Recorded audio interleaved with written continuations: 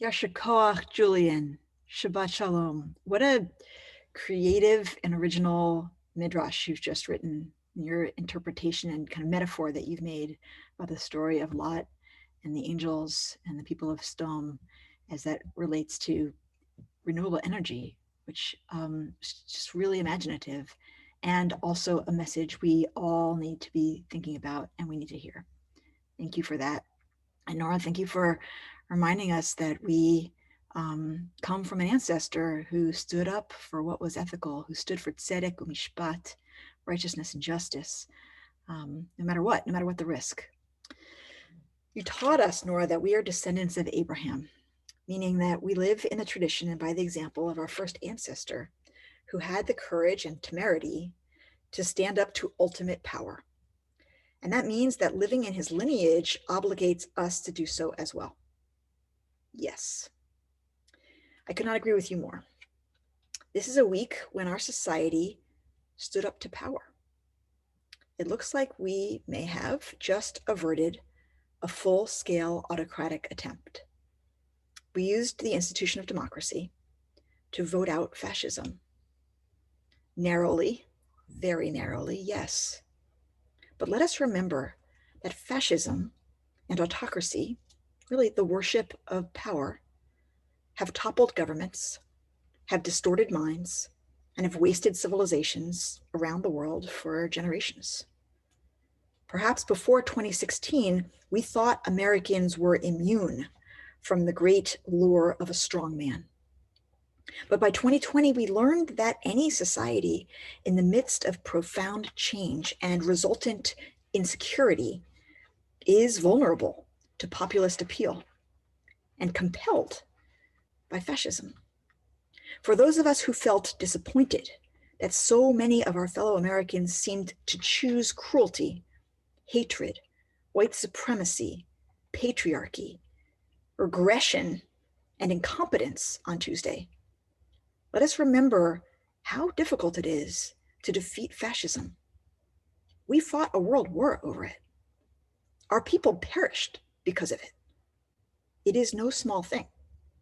And so far, we are on the path to rejecting and defeating fascism. We still have a very long way to go, not only over the next couple of months, but over the next decades. But this week, we came back from the brink. Let us celebrate the strength of our democracy, all of its weaknesses having been revealed and exploited. Those weaknesses must be addressed in time. Still, we had an election. That could have not happened. It was remarkably fair. There was voter intimidation. There were large-scale purges of voters from the rolls over the course of the last year. There were lawsuits attempting to prevent people from voting.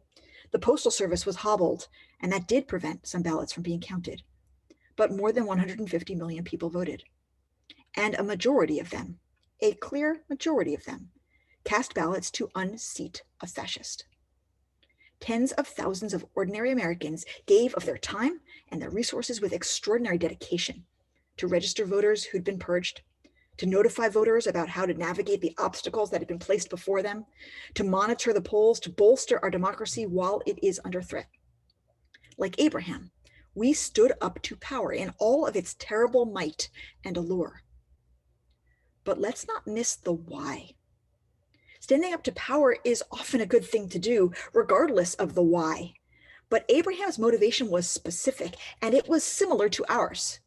Abraham was primarily concerned with the sanctity and preciousness of human life, of every human life, that no one would be left out, that each life would matter. And that's why he pushed God to consider the lives that God might be ignoring, caught up as God was in anger at the evil of Sodom and Gomorrah. But what about the innocent lives, Abraham asks? Quote, far be it from you to do such a thing, to bring death upon the innocent as well as the guilty. Far be it from you. Shall not the judge of all the earth deal justly? Rashi explains that Abraham is saying to God, it is a profanation of yourself if you do this. People will say, Rashi says that Abraham is saying, that you, God, wantonly destroy life like you did with the flood, that you are insensitive to life, that you are willing for people to die, that you do not care about the individual, about the minority, that you're willing to sweep away the innocent along with the guilty. This verse concludes with a rhetorical question. Shall not the judge of all the earth practice true justice? This raises the question, what is true justice? Ramban argues that Abraham is concerned here that God is not balancing the attribute of justice with the attribute of mercy, by which every life is held and valued.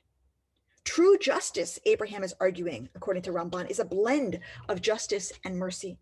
True justice values every life, sees every life, each human being in full dignity, without exception. And how does Abraham stand up for human life? He calls upon God to count, as we have been asserting that every voice must be heard and every vote must be counted, because every life matters. Abraham did all of this not knowing if his actions would make a difference. We also acted over the course of the last year and years, not knowing what impact we would have. One thing we've learned this week is just how much what we do matters. Out of millions of votes, the margins are in the thousands.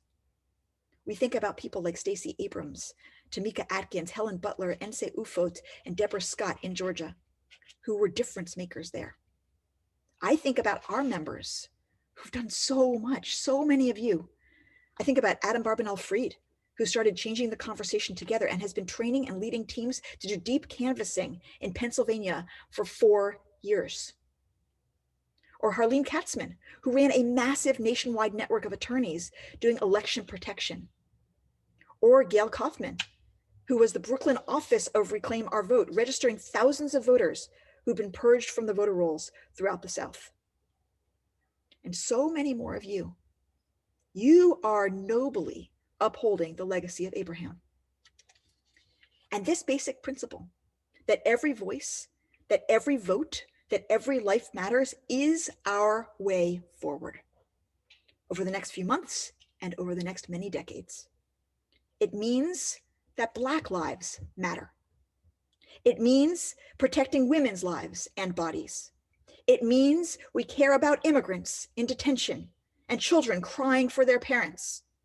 It means healthcare is a human right, and we do everything we can to stop the pandemic in its tracks. It means addressing the chasm between rich and poor that is preventing so many people in this country from feeling like anyone cares about them. It means listening to people who disagree with us in ways we often find intolerable, while holding fast to ending oppression and upholding human dignity. Julian, you saw something really important in this parsha, something I've never seen, beyond what Abraham saw, which is that it's not only human life that matters, but all life. The entire web of life on this planet, our entire ecosystem on the earth. And that if we go forward only concerned about saving and honoring human life, as Abraham did, it will not have been enough.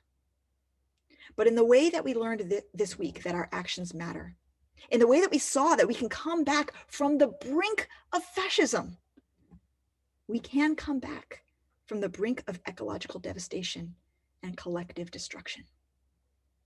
So together, Nora and Julian, you've taught us on this first Shabbat after the election that we must create a world together that honors all life, that holds all life to be sacred, that acts with mercy-laden justice, that stands up to all forms of power that would seek to destroy, to exploit, or to dominate. In the lineage of our ancestors, let us continue to protect and restore our democracy so that we can make your vision real. Shabbat Shalom.